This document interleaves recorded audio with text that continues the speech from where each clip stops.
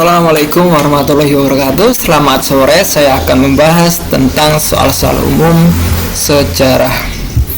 Ini khususnya untuk materi kelas 10 ya, soal-soal umumnya. Langsung saja nomor 21. Ini masih melanjutkan soal yang kemarin. Fakta berasal dari bahasa Latin factus yang artinya A. manusia, B. benda, C. alat, D. nyata, E. samar-samar. Fakta itu kata kuncinya fakta, sama dengan nyata, sama dengan bisa diamati secara langsung oleh mata. Jadi jawabannya itu yang D. Saya akan membahas soal dengan cepat karena sudah tahu kata kuncinya dan sudah baca materinya, makanya bisa menjawab dengan cepat. Oke, lanjut soal ke nomor 22. Zaman yang belum stabil di permukaan bumi menjadi ciri khusus suatu zaman pertama. Pembebakan sejarah alam semesta disebut A. Arkaikum, B. Paleozoikum, C. Mesozoikum, D. Neolitikum, E. Megalitikum. Kata kuncinya adalah zaman pertama pembebakan sejarah alam semesta. Ya, jawabannya Arkaikum. Arkaikum itu pembebakan sejarah yang pertama. Paleozoikum, Mesozoikum, Neolitikum. Lanjut soal nomor 23. Sebagian zaman Neozoikum muncul manusia Homo sapiens, manusia cerdas. Disebut dengan subzaman A. Holocene, B. Pleistocene, C. Embrium, D. Silur, atau E. salah semua. Ini A sampai D pasti ada jawaban. Yang E sudah pasti salah semua ya. Kata kuncinya itu zaman Neozoikum. Zaman Neozoikum juga dikenal dengan zaman Holocene. Jadi jawabannya yang A. Ya, lanjut ke soal nomor 24. Manusia purba yang ditemukan di Ngawi, Jawa Timur adalah A. Meganthropus paleojavanicus, B. Pithecanthropus erectus, C. Homo sapiens, D. Homo erectus, atau E. Homo solensis. Kata kuncinya di Trinil, Ngawi, Jawa Timur. Ini Pithecanthropus erectus ya. Ini saya langsung jawab. Saya anggap semuanya sudah membaca materi, maka ini secara itu lebih banyak hafalan sih sebenarnya, hafalan dan pemahaman soal kata kunci. Lanjut soal nomor 25. Jenis manusia purba tertua di Jawa dan tidak memiliki dagu.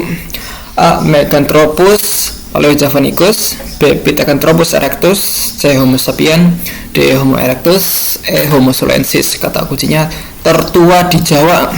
Yang ada kata Jawanya yang mana nih? Ya, yang A ya.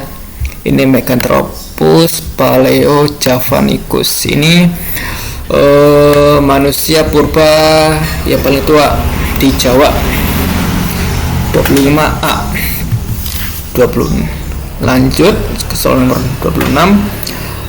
Judul buku karya Charles Darwin. A. The Fate of the Beagle, B. The Origin of Species, C. Expression of the Emotion, D. The Evolution, Life and Later, E. Natural Selection. 26 kata kuncinya ini Charles Darwin membahas. Ingat, Charles Darwin itu membahas tentang manusia kera. Nomor 26 yang ada spesiesnya. Nih ya, yang jawaban B itu ada spesies, B. Mean of natural selection. Jadi nomor 26 itu jawabannya B. Intinya yang harus kalian ingat, kayak Charles Darwin itu adalah teori manusia kera. B. 27. Siapakah nama tokoh pencetus teori out of Taiwan? A. Muhammad Hatta, B. Charles Darwin, C. Harry Truman S, D. Muhammad Yamin, E. Charles Matulesi. Kata kuncinya tokoh dan banyak membaca, karena mempelajari sejarah tanpa membaca itu bagaikan kopi tanpa gula. Oke, nomor 27 itu jawabannya C. Harry Truman ya, 20C. Lanjut soal nomor 28.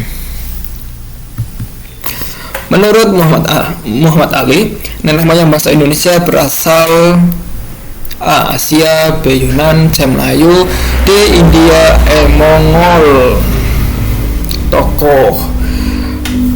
Berdasarkan buku sejarah ya yang dibaca itu lebih banyak nenek moyang Indonesia berasal dari, ini menurut Muhammad Ali loh ya, berasal dari Yunan. Jawabannya B. Lanjut nomor 29. Ras Proto Melayu adalah A. Jawa, Sunda, Madura, B. Jawa, Sumatera, Kalimantan, C. Toraja, Dayak, Papua, D. Toraja, Bangka-Ngawi, atau E. benar semua. E sudah pasti salah. 29. Jawabannya ras Proto Melayu ini wilayah Indonesia Timur dari Filipina turun ke Sulawesi. Oke, ini kata kuncinya ras Proto Melayu. Jadi sekali lagi, untuk menjawab soal sejarah itu harus banyak-banyak membaca. Nomor 30. Ciri fisik: mata sedikit sipit, hidung sedang, rambut lurus, muka datar. Merupakan jenis ras dari. Kata kuncinya itu ciri fisik tentang manusia berasal dari ras tertentu. Mata sipit, hidung sedang, rambut lurus, muka datar. Jenis ras Mongoloid. C jawabannya. Lanjut nomor 31. Ciri kebudayaan manusia Deuter Melayu. A. Kebudayaan Neolitikum, ada yang membuat benda logam. B. Kebudayaan Arkaikum, lebih sering membuat gerabah. C. Kebudayaan Paleolitikum. D. Kebudayaan Mesolitikum. Nomor 31 kata kuncinya adalah Deuter Melayu. Deuter Melayu itu manusia yang sudah maju, artinya manusia yang terbuka dengan kebudayaan luar. Jadi jawabannya otomatis yang kebudayaan Neolitikum. Nomor 32. Hasil kebudayaan Proto Melayu dari jalur barat berarti melewati Sumatera. A. Kapak persegi, B. Kapak lonjong, C. Kapak perimbas, D. Kapak Sumatera, E. Kapak Jawa. Oke, ini jangan sampai terkecoh ya, meskipun dari jalur barat. Ya, langsung saja jawabannya A. Kapak persegi. Jadi hasil kebudayaan Proto Melayu dari jalur barat itu kapak persegi, saudara. Nomor 33. Corak kebudayaan manusia zaman Paleolitikum adalah A. Bercocok tanam dan hidup menetap, B. Sudah mengenal sistem pembagian kerja antara laki-laki dan perempuan, C. Hidup berpindah-pindah dengan mengandalkan hasil alam, D. Hidup berkelompok dan berpindah-pindah kemudian berburu dan mengumpulkan makanan, E. Hidup di gua selama hujan untuk bisa berlindung. Oke, kata kuncinya adalah zaman Paleolitikum. Zaman Paleolitikum itu sudah mengenal berburu dan mengumpulkan makanan.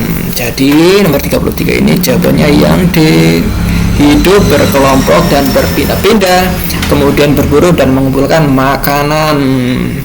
Lanjut nomor 34. Istilah tinggal di gua di zaman manusia purba disebut food producing, B. Abrisaurus, C. Flaccus, lalu D. Kecokan Modinger, E. salah semua. Kata kuncinya adalah gua. Ini ya, sudah jelas jawabannya itu Abrisaurus. Jadi jawabannya yang B, gua. Nomor 35. Dalam sejarah, istilah sampah kerang disebut A. Food producing, B. Abrisaurus, C. Flaccus, D. Kecokan Modinger, atau E. salah semua. Sampah kerang. Sampah kerang ini banyak ditemukan pada zaman manusia purba tentunya ya. Jadi ini jawabannya sudah jelas, Jauggen-Modinger.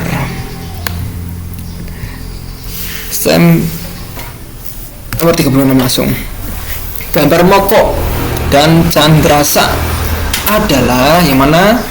Candrasa itu yang bisa dipegang ya, candrasa. A dan B, B dan C, C dan D, A dan C, E, B dan D. Ya, jawabannya itu yang benar nomor 36 adalah ini ya. Ini moko, ini candrasa.